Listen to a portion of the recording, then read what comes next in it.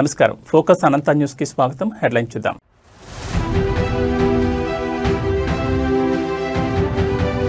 సత్యసాయి కోట్లాది మంది జీవితాలను ప్రభావితం చేశారు. సత్యసాయి జయంతి ఉత్సవాల్లో సీఎం చంద్రబాబు.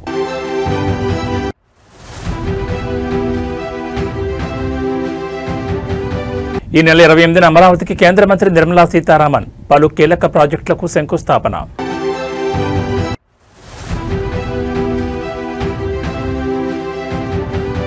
పుట్టపర్తిలో మంత్రి లోకేష్ ప్రజా దర్బార్, సామాన్య ప్రజలు కార్యకర్తల నుంచి వినతుల స్వీకరణ.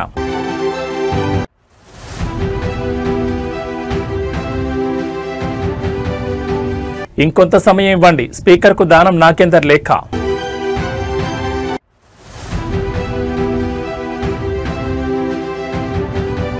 ఐబొమ్మ రవి 4వ రోజు కస్టడీ, విచారణలో కీలక విషయాలు వెల్లడి. ఇక డీటెయిల్స్ చూస్తే సత్యసాయి జయంతి ఉత్సవాలకు ఏపీ సీఎం చంద్రబాబు పాల్గొన్నారు. ఈ సందర్భంగా ఆయన మాట్లాడుతూ కులం, మతం, ప్రాంతాలకు అతీతంగా నిస్వార్థ సేవకు నిలువెత్తు రూపమయ్యారు.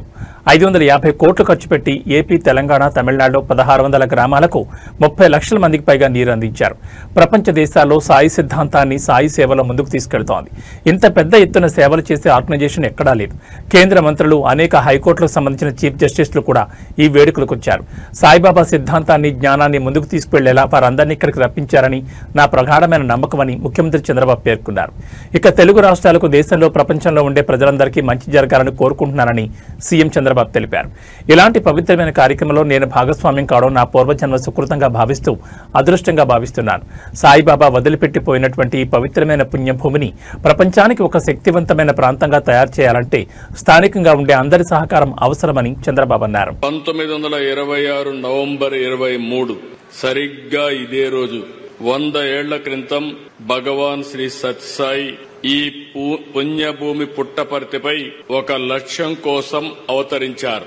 ఒక పర్పస్ కోసం అవతరించారు. పవిత్ర నేలపై 86 ఏళ్లు తన జీవన ప్రమాణాన్ని సాగించి ప్రపంచానికి భగవాన్ సాయి సిద్ధాంతాన్ని అందించారు, జ్ఞానాన్ని బోధించారు, సన్మార్గాన్ని చూపించారు. సమాజ సేవ, అసాధారణ శక్తులు, సమస్యకు పరిష్కారం, ఆధ్యాత్మిక భావన, ప్రశాంత జీవనం, ముక్తి మార్గంతో శ్రీ సత్యసాయి కోట్ల మంది జీవితాలను ప్రభావితం చేశారు. 8 ఏళ్ల వయస్సు నుంచే ప్రార్థనలు, పాటలు, భజనలు, కీర్తనలతో దైవ చింతన కలిగి మిగిలిన పిల్లల కంటే బాబా భిన్నంగా ఉండేవారు. 1940 మే 23న అప్పుడు సత్యసాయి వయసు కేవలం 14 ఏళ్లు. ఆ వయసులోనే సత్యనారాయణరాజుగా తన పూర్వాసరాన్ని వదులుకుని సత్యసాయిగా సాక్షాత్కరించారు. ఎందుకు నేను ఈ మాట వాడుతున్నానంటే ఆయన ఒక పర్పస్ కోసం ఈ భూమి మీదకి వచ్చాడు. అది వచ్చింది కూడా పుట్టపర్తి. ఇక్కడే మీరు చూస్తే ఆయన ఇక్కడ పుట్టారంటే ఎప్పుడు కూడా దేవుళ్ళు అవతారం ఎత్తినప్పుడు ఎక్కడో ఇక్కడ అవతరిస్తారు. అలాంటి సత్యసాయిబాబు గారు ఈ పవిత్రమైన భూమిని ఎంపిక చేసుకున్నారని చెప్పి కూడా నేను మీకు తెలియజేస్తున్నా. రాష్ట్ర ఐటీ విద్యాశాఖ మంత్రి నారా లోకేష్ పుట్టపర్తిలోని తన క్యాంపు కార్యాలయంలో 74వ రోజు ప్రజా దర్బార్ కార్యక్రమం నిర్వహించారు. ఈ సందర్భంగా మంత్రిని కలిసేందుకు సత్యసాయి జిల్లా నలుమూల నుంచి సామాన్య ప్రజలు, టీడీపీ కార్యకర్తలు పెద్ద సంఖ్యలో తరలివచ్చారు. ప్రతి ఒక్కరిని ఆప్యాయంగా పలకరించిన లోకేష్ వారి సమస్యలను ఓపికగా విని వినతి పత్రాలు స్వీకరించారు. ప్రజా దర్బార్ పలువురు తమ గోడును మంత్రి ముందు వెళ్లబోసుకున్నారు.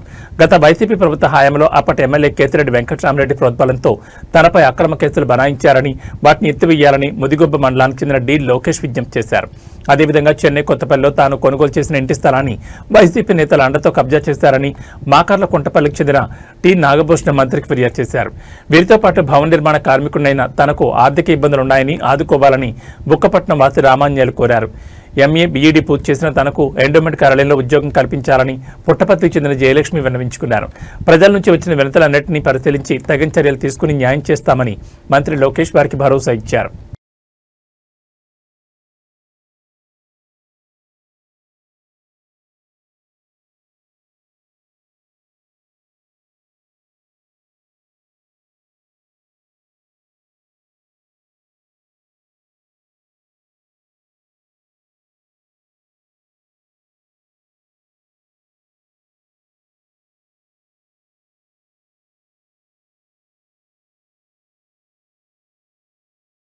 ఆంధ్రప్రదేశ్ రాజధాని అమరావతి నిర్మాణంలో మరో కీలక ఘట్టానికి రంగం సిద్ధమైంది. రాష్ట్రంలో ఆర్థిక కార్యకలాపాలకు కేంద్ర బిందువుగా అమరావతిని తీర్చిదిద్దే లక్ష్యంలో భాగంగా ఈ నెల 28న ఒకేసారి 25 బ్యాంకుల భవన నిర్మాణాలకు భూమి పూజ జరగనుంది.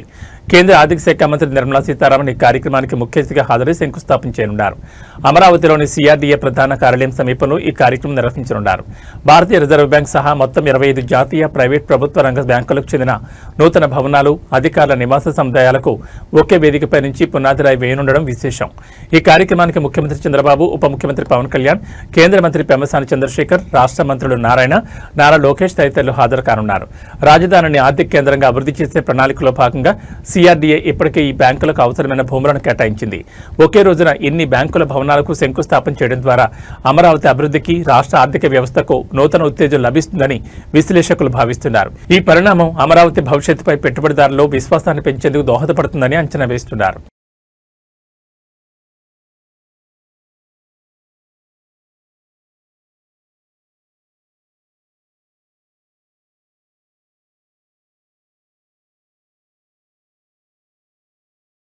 స్పీకర్ నోటీసులపై ఖైరతాబాద్ ఎమ్మెల్యే దానం నాగేందర్ ఎట్టకేలకు స్పందించారు. ఈ మేరకు స్పీకర్ గడ్డం ప్రసాద్ కుమార్ కు లేఖ రాశారు. వివరణ ఇచ్చేందుకు మరికొంత సమయం కావాలని విజ్ఞప్తి చేశారు. స్పీకర్ ఇచ్చిన గడువు ముగియడంతో తాజాగా లేఖ ద్వారా రెస్పాండ్ అయ్యారు. మరోవైపు ఫిరాయింపుల చట్టం కింద చర్యలకు అవకాశం ఇవ్వకుండా ముందుగానే ఆయన ఎమ్మెల్యే పదవికి రాజీనామా చేస్తారని పెద్ద ఎత్తున ప్రచారం సాగుతోంది. గత లోక్సభ ఎన్నికల్లో కాంగ్రెస్ బీఫాంపై దానం పోటీ చేసినందున పార్టీ మారినట్లు ఆధారాలున్నాయని, రాజీనామా చేస్తేనే వేటు తప్పుతుందని నేతలు సూచిస్తున్నట్టు తెలుస్తోంది. ఈ నేపథ్యంలోనే శ్రీధర్ బాబును కలిసి ఆయన చర్చించినట్లు పార్టీ వర్గాలు చెప్తున్నాయి. పంచాయతీ ఎన్నికలు వస్తున్నందున వాటి తర్వాతే దానం రాజీనామా ఉంటుందనే ప్రచారం సాగుతోంది. ఎమ్మెల్యే పదవికి రాజీనామా తప్పనిసరి అయితే తదుపరి చర్యలు, ప్రత్యామ్నాయం ఏమిటనే అంశాలపైన దానం దృష్టి సారించినట్లు సమాచారం.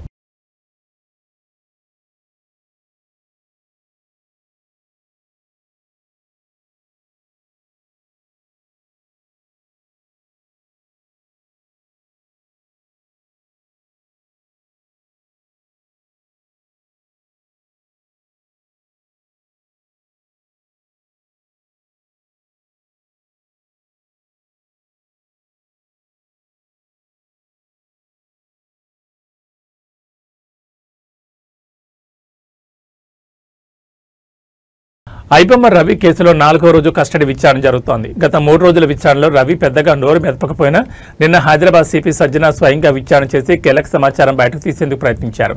రవి ఉపయోగించిన సర్వర్లు విదేశాల్లో ఉన్నప్పటికీ వాటిని ఇండియా నుంచే యాక్సెస్ చేస్తున్నట్లు గుర్తించారు. పైరసీ వ్యవహారంపై ఇప్పుడు కేంద్ర ఏజెన్సీలు కూడా ఫోకస్ పెంచాయి. ముఖ్యంగా ప్రముఖ ఓటీటీలు ఇచ్చిన ఫిర్యాదుల వల్ల కేసు మరింత వేగం అందుకుంది. యూట్యూబ్ డొమైన్ హోస్టింగ్ కంపెనీలకు ఇప్పటికే నోటీసులు పంపగా Telangana cyber crime team digital forensics ద్వారా కీలక ఆధారాలు సేకరించడానికి ప్రయత్నిస్తోంది. వీడియోలు అప్లోడ్ చేసే టీంను గుర్తించే పనిలో పోలీసులున్నారు.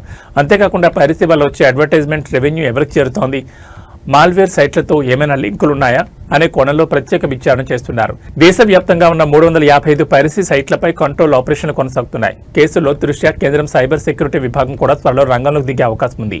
నేటి 4వ రోజు విచారణలో రవి వద్ద నుంచి పలు కీలక వివరాలు బయటకు రావచ్చని పోలీసులు భావిస్తున్నారు.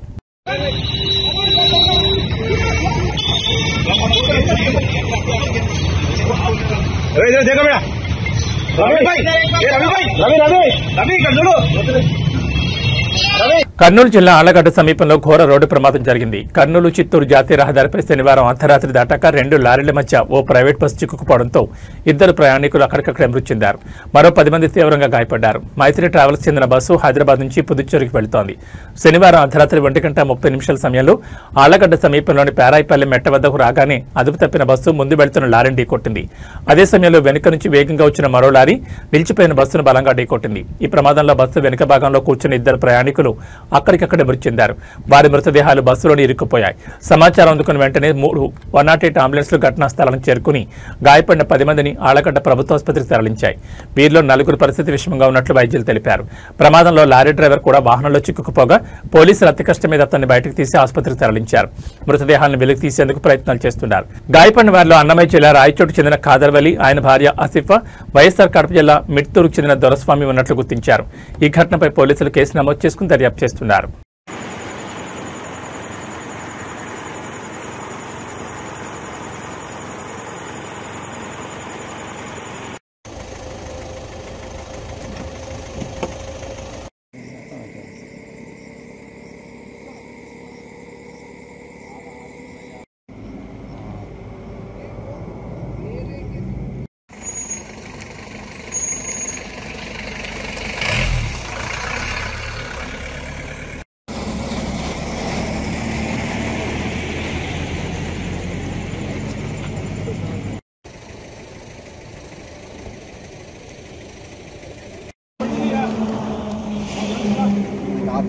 ఆపి ఎన్ని మినిట్స్ చెప్పేస్తాం ఏముంది. ఓకే, అందరికీ నమస్కారం. 22 నవంబర్ సుమారుగా ఈవినింగ్ 5 o'clockకి మియాపూర్ నుండి మైత్రి ట్రావెల్స్ అనే ఒక ప్రైవేట్ బస్సు హైదరాబాద్ నుంచి పాండిచేరి వెళ్ళే ఒక బస్సు స్టార్ట్ అవటం జరిగింది. ఈ బస్సులో సుమారుగా ఒక 33 మెంబర్స్ ప్యాసింజర్స్ ఉన్నారు. వీళ్ళందరూ అక్కడ హైదరాబాద్లో ఈవినింగ్ బయలుదేరి ఈరోజు మిడ్నైట్ 12:30 ప్రాంతంలో ఆళ్ళగడ్డ ఎంటర్ అయ్యే ముందు పేరాయిపల్లి మెట్ట దగ్గర బస్సులో ఉన్న ఒక 2 ప్యాసింజర్స్ యూరినల్స్ కోసం ఆపమని చెప్పేసి డ్రైవర్ని రిక్వెస్ట్ చేయడంతో బస్సు సైడ్ కాపడం జరిగింది. ఈ ఆగున్న బస్సుని వెనకాల నుంచి ఒక లారీ డ్రైవర్ స్పీడ్గా వచ్చేసి బస్సుని బ్యాక్ సైడ్ నుంచి డాష్ ఇవ్వడం జరిగింది. ఈ యాక్సిడెంట్ జరిగిన వెంటనే మనకి హైవే ద్వారా మన పోలీస్ ద్వారా మనకి ఇన్ఫర్మేషన్ వచ్చిన వెంటనే విదిన్ 20 minutes ఉన్న ఇంజూర్డ్ అందరినీ కూడా అంబులెన్స్ని పిలిపించి ఆలగడ్డ సిహెచ్సికి మనము షిఫ్ట్ చేయడం జరిగింది. ఈ జరిగిన ఇన్సిడెంట్లో ఒక 2 members, ఒక అమ్మాయి అబ్బాయి చనిపోవడం జరిగింది. అలాగే ఒక 8 members ఇంజూర్డ్ అయ్యారు. ఎవరైతే క్రిటికల్ కండిషన్లో ఉన్నారో ఒక వ్యక్తిని ఆల్రెడీ మనము నంద్యాలకి షిఫ్ట్ చేసాము అంబులెన్స్లో. ఈ ఇన్సిడెంట్ జరిగిన వెంటనే గౌరవనీయులైన నంద్యాల జిల్లా ఎస్పీ శ్రీ సునీల్ శరణ్ గారు కూడా సీన్కి విజిట్ చేయడం జరిగింది. విజిట్ చేసి ఈ క్రైమ్ సీన్ ఒకే కుటుంబంలోని 3 ఆత్మహత్యకు పాల్పడిన ఘటన హైదరాబాద్లోని అంబర్పేట్ పరిధిలో చోటు చేసుకుంది. బాగ్ అంబర్పేట్లో రామకృష్ణ నగర్లో విషాద చేలముకున్నాయి. 50 రోజుల క్రితం రామకృష్ణ నగర్ ఇంట్లో కిరాయికి వచ్చిన భార్యాభర్తలు శ్రీనివాస్, విజయలక్ష్మి, శ్రావ్య ఉరివేసుకుని ఆత్మహత్య చేసుకున్నారు. రామ్నగర్లో 5 నెలల క్రితం పెద్ద కూతురు కావ్య ఉరివేసుకుని సూసైడ్ చేసుకుంది. దీంతో కుటుంబం తీవ్ర మానసిక వేదన గురైంది. దీంతో కుటుంబానికి చెందిన మిగతా 3 సైతం బలవన్ మరణానికి పాల్పడ్డారు. ఈ అంశంపై ఇంటి యజమాని మాట్లాడారు. శ్రీనివాస్ ఫ్యామిలీ 50 రోజుల క్రితం ఆ బిల్డింగ్లో కిరాయికి వచ్చారు. శ్రీనివాస్ సెక్యూరిటీ ఉద్యోగం చేస్తాడు. మృతులు శ్రీనివాస్కి తన చెల్లి ఫోన్ చేస్తే లిఫ్ట్ చేయలేదు. దీంతో ఆమె వచ్చి తలుపు కొట్టింది. ఎంత కొట్టినా తీయలేదు. కిటికీలను చూసేసరికి 3 సూసైడ్ చేసుకుని కనిపించారు. వెంటనే వంచిరిచి రోడ్ డయల్ ద్వారా పోలీసులకు సమాచారం ఇచ్చాం. మృతుడు శ్రీనివాస్ చెల్లెలు పోలీసులకు స్టేట్మెంట్ ఇచ్చింది. మేము త్వరలోనే దేవుడి దగ్గరికి వెళ్తామని శ్రీనివాస్ ఫ్యామిలీ ఆమెతో చెప్పారట. పోలీసులు మా వద్ద నుంచి స్టేట్మెంట్ తీసుకున్నారు. పెద్ద కూతురు 5 నెలల క్రితం సూసైడ్ చేసుకుంది. అప్పటి నుంచి కుటుంబం అల్లాడిపోతోంది. ఈ దారుణ నిర్ణయానికి అదే ఘటన కారణం కావచ్చని భావిస్తున్నారు. మూఢనమ్మకాలు, ఆర్థిక ఇబ్బందులు, కుటుంబ సమస్యల వల్ల జరిగిందనిపిస్తోందని యజమాని వెల్లడించారు.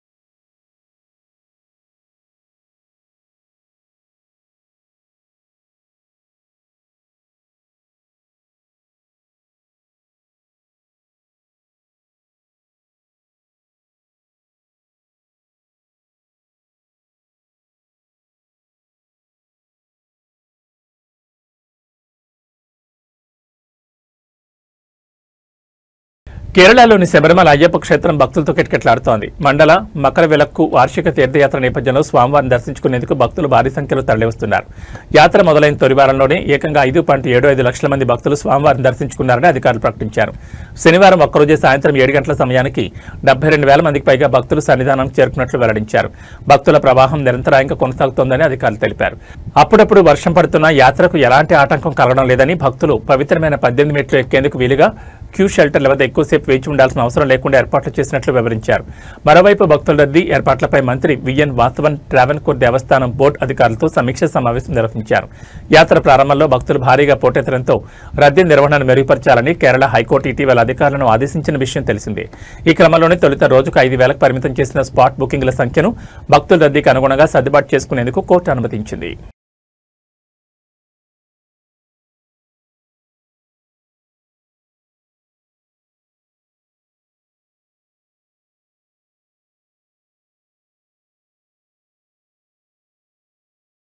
సినీ నటి హేమ గత ఏడాది బెంగళూరులో జరిగిన రేవ్ పార్టీ డ్రగ్స్ కేసులో అరెస్ట్ అవడంతో పెద్ద వివాదంలో చిక్కుకున్న విషయం తెలిసిందే.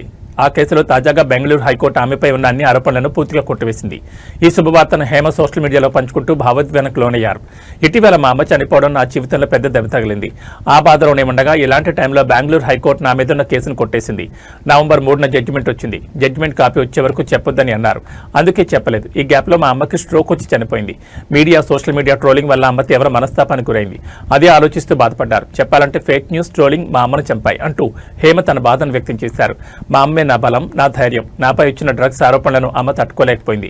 నాపై తప్పుడు వార్తలు ఆమెను బాగా కృంగదీశాయి. నేను ఫేక్ న్యూస్ ప్రచారం చేయొద్దని వేడుకున్నా వినలేదు.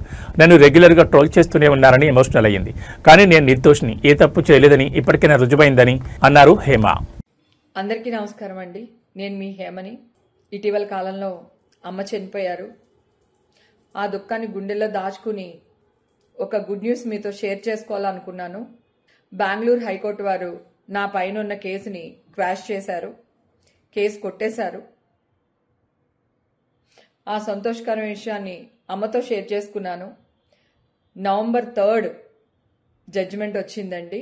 కాకపోతే జడ్జిమెంట్ కాపీ చేతికి వచ్చే వరకు అనౌన్స్ చేయకూడదు అన్నారు. అందుకే నేను మీతో షేర్ చేసుకోలేకపోయాను. ఈ లోపల అమ్మకి సడన్గా స్ట్రోక్ రావడం, చనిపోవడం జరిగింది. అమ్మ నా స్ట్రెంగ్త్ అండి, నా ధైర్యం. ఈరోజు నేను ఇలా ఉండడానికి కారణం మా అమ్మ.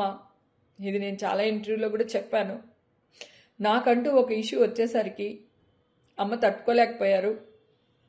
ఈ సోషల్ మీడియా ట్రోల్స్ వల్ల, ఈ న్యూస్ ఛానల్ వేసిన న్యూస్ల వల్ల అమ్మ చాలా కృంగిపోయారండి. ఆ రోజు నుంచి మీకు అందరికి అప్పుడు కూడా షేర్ చేశాను. అమ్మ కొంట్లో బాగాలేదు, ఇట్లా అయింది అని చెప్పి మీ అందరికీ తెలుసు.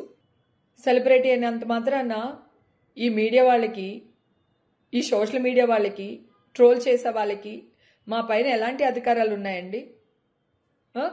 ఫేక్ న్యూస్లు వెయ్యొద్దు వెయ్యొద్దు వెయ్యొద్దు అని నేను మొత్తుకుంటూనే ఉన్నానండి ఫస్ట్ నుంచి. ఒక్క ఫేక్ న్యూస్ వేసేసి దాన్ని కవర్ చేయడానికి వాళ్ళు ఎంత కిందకి వెళ్ళాలో అంత కిందకి వెళ్ళి నా పైన ట్రోల్ చేస్తూనే ఉన్నారు, న్యూస్ వేస్తూనే ఉన్నారు. నేను ఆ రోజు కూడా చెప్పాను, ఫేక్ న్యూస్ వేయకండి, ఫేక్ న్యూస్ వేయకండి, నేను నిర్దోషిని, నేనే తప్పు చేయలేదు, సింహం 2 అడుగులు వెనక్కేస్తుందంటే పారిపోతున్నట్టు కాదు, డెఫినెట్ గా వస్తాను అని అన్నా. ఈ రోజు వచ్చాను, నిలబడ్డాను. భగవంతుడు నా అందునున్నాడు. నేను కేసు గెలిచాను. కానీ మా అమ్మగారు చనిపోయారు. ఇప్పుడు వీళ్ళందరూ మా అమ్మని తీసుకొచ్చి ఇవ్వగలుగుతారా? ఒకవేళ నేను చచ్చిపోయి ఉంటాను, ఇప్పుడు తీర్పు వచ్చి ఉండొచ్చు, అప్పుడు నన్ను వీళ్ళందరూ బతికిస్తారా? మనస్సాక్షి అంటూ ఒకటి ఉంటుందండి. ఎన్నిసార్లు ఎంత పోరాడాలి? పోరాడుతూనే ఉంటామా? ఆ దేవుడి దయ వల్ల, మా అమ్మ దయ వల్ల బతికి పట్టగట్టాను నేను. లేకపోతే నా పరిస్థితి ఏంటి? అందరూ అన్నారు, అందరూ మర్చిపోయారు, లేవే, వదిలేవే, ఏం కాదులేవే, ఎందుకు బాధపడుతున్నావు అని. 1 year 1.5 year నుంచి నాలో నేనే మదన పడిపోతున్నాను.